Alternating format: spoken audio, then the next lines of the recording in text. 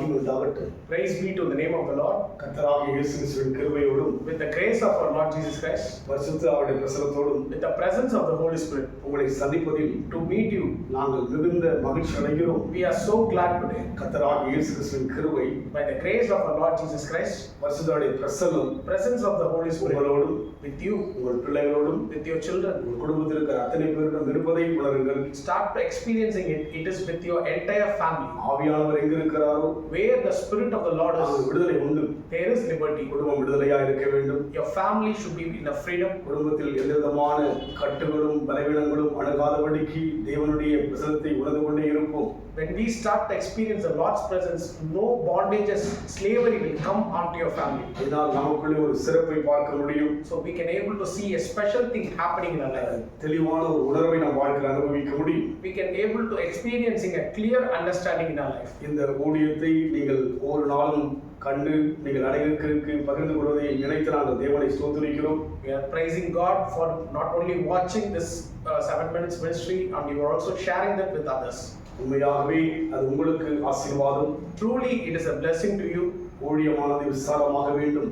Ministry should get increased. யாபேசின் எல்லையை பெரிதாக்கினது போல As God blessed and increased the borders of Jabez, அதேபோல் நம் வாழ்க்கையில் கூட in the same manner in our life also, ஊழியங்களும் ministries, தேவனுடைய காரியங்களும் all God's plan, நம்முடைய ஆசீர்வாதங்களும் your blessings, பெருக வேண்டும். it should get increased. அதுதான் தேவனுடைய அழைப்பாக இருக்கிறது. That is the calling of God in our life. அதனால் தொடர்ந்து இந்த ஊழியத்துக்காக ஜெபித்துக் கொள்ளுங்கள். So continuously pray for this ministry. தொடர்ந்து இந்த ஊழியத்தை நீங்கள் பார்த்து Watch this ministry. அனைவருக்கு நீங்கள் சொல்லுங்கள். Share with others. கர்த்தர் அற்புதம் செய்வார். The Lord will do a wonder to you. நேற்று நாம் பார்த்த வண்ணமாக As we look on yesterday, நான் குருகுலத்தில் உருவானேன், என் தாய் என்னை பாவத்தில் கர்ப்பம் தரித்தாள். I have been with a desire and with a sinful heart. My mother has given me birth. தாவீது ஒரு தாழ்ந்த மனிதன். David is a humble man. உயர்ந்த ராஜா, He is a great king. உன்னதமான ராஜா. He is a wonderful king. தேவனால் சவுலை தள்ளிவிட்டு தாவீதை ஆண்டவர் பிரியத்தோடு அழைத்த ஒரு விசேஷித்த ராஜா. God has put down Saul and chosen David to be his ruler of என்று Israel. சொன்னால் Reason, இஸ்ரவேல் மக்கள் ராஜா வேண்டும் என்று கேட்டபோது they requested a king to be. தேவன் சவுலை கொடுத்தார். God gave them Saul. Saul வேண்டாம் என்று தேவன் நினைத்த போது When God rejected Saul, தாவீதை தேவன் விரும்பி அழைத்தார். God loved David and called him. அதனால் முதல் ராஜாவாகிய சவுலை விட So for the above the first king Saul, இரண்டாவது ராஜாவாகிய தாவீது விசேஷமானவன். the second king David is very என்று special சொன்னால் அவருடைய குணங்கள் தேவனுக்கு உகந்ததாய் இருந்தது. because all the natures and his character was very heartful to God. தாழ்த்துகிற ஒரு மனுஷனாய் இருந்தார். He is a humble man. தாழ்மையுள்ளவர்களுக்கு தேவன் கிருபை அளிக்கிறார்.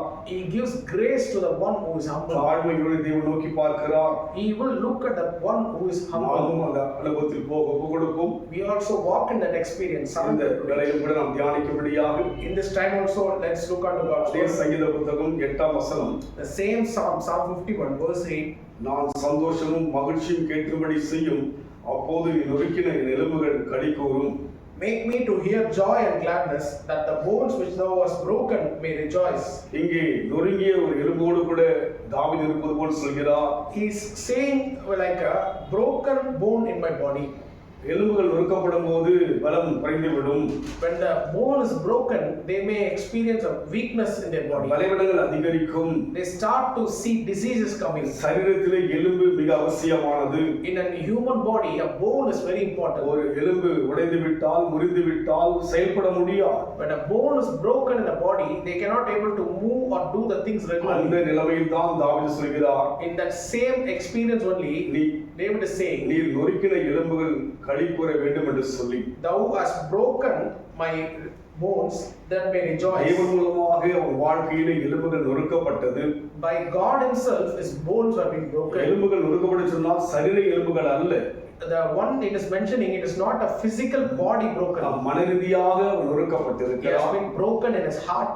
அதனால் அவனுக்கு தேவை சந்தோஷம். So he is requesting God for rejoice. அவனுக்கு தேவை மகிழ்ச்சி. He wants happiness in his life. என்று சொன்னால் அந்த அனுபவத்துக்குள்ளாக தாவீது முன்பு இருந்திருக்கிறார். Before in this experience, he was in happy state. அவர் சங்கீதத்தில் கூட சொல்கிறார், He mentioned many times in the Psalms, கர்த்தர் மேய்ப்பராய் இருக்கிறார், அவன் தாட்சி அடைந்து சொல்லி. the Lord is my shepherd, I shall not want. அவர் வாழ்க்கையிலே தேவனால் சந்தோஷத்தையும் மகிழ்ச்சியும் அடைந்திருக்கிறார். Many times in his life, he received happiness and joy from God. ஆனால் தேவனுடைய கட்டளையை மீறினபடியினாலே Because he has broken God's commandment, சந்தோஷத்தை இழந்து விட்டார், he lost his happiness, மகிழ்ச்சியை இழந்து விட்டார், he lost his joy. பலவிதமான பாரத்தை தன் வாழ்க்கையிலே சுமந்து கொண்டிருக்கிறார், அனுபவிக்கிறார். He started to take several kinds of burdens that are happening in his life. இன்றைக்கு ஒன்றை இதன் மூலமாய் தெரிந்து கொள்ள வேண்டும். We can know one thing from this thing. கட்டளைகளை மீறும்போது, When we are not obeying the law, கட்டளை கைக்கொள்வதற்கு யோசிக்கின்ற பொழுது, when we are thinking to observe the law, சந்தோஷத்தை இழப்போம், we start to lose joy, மகிழ்ச்சியை இழப்போம், lose happiness. பல பிரச்சனைகள் கடந்து வரும். Many problems will அந்த come. அனுபவத்தில் கடந்து வராதபடிக்கு Do not walk in that experience. நம்முடைய காரியங்களை முழுமையாக தேவ சமூகத்தில் அறிவித்து விடுவோம். Let us go to God's presence and say it to God. மறைப்பதற்கு ஒரு மனிதன் அல்ல. He is not the one to be hidden. அறிக்கை செய்தால் பாவத்தை முழுமையாக சுத்திகரிக்கிறவர், When we confess him to him, he will forgive us. பாவத்தை மறக்கிறவர்.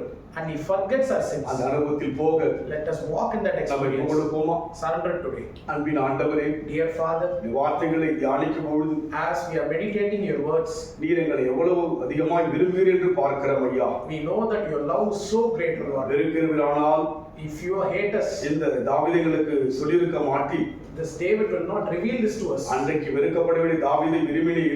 On those days, the hateful David, you loved him. அதுபோல் எங்களையும் விரும்புவதற்காய் ஸ்தோத்திரம். Today you are loving us, Lord. We thank அதனால்தான் you. அந்த பாத்திரமாகிய நபரை எங்களுக்கு சுட்டி காண்பித்திருக்கிறீர். That is the reason you have been mentioning about David. அவருக்கு மாத்திரமல்ல, எங்களுக்கும் சந்தோஷம் வேண்டும். Through the, not only for him, we also need joy in our life. எங்களுக்கும் மகிழ்ச்சியும் அன்பும் வேண்டும். We also need love and happiness in நாங்கள் our life. எல்லாவற்றிலும் சுகமாய் இருக்க வேண்டும். We should get well in all அதை things. கொடுக்க போவதற்காக நன்றி செலுத்துகிறோம். Thank you for giving that in our life. தாவீதின் அனுபவமே எங்கள் அனுபவமாய் இருக்கட்டும். Let the experience of David be our experience. லீபால தூரபல We thank you, Lord. அன்பின் ஆண்டவரே, Dear Father, ஷபல துருபியாவி thank you. அப்படியே நடத்துங்கப்பா. Do it in the same way, தாழ்த்தி Lord. கொடுக்கிறோம். We humble ourselves. இயேசுவின் நாமத்தில் பிதாவே. In Jesus' name we pray. கர்த்தர் ஆசீர்வதிப்பாராக.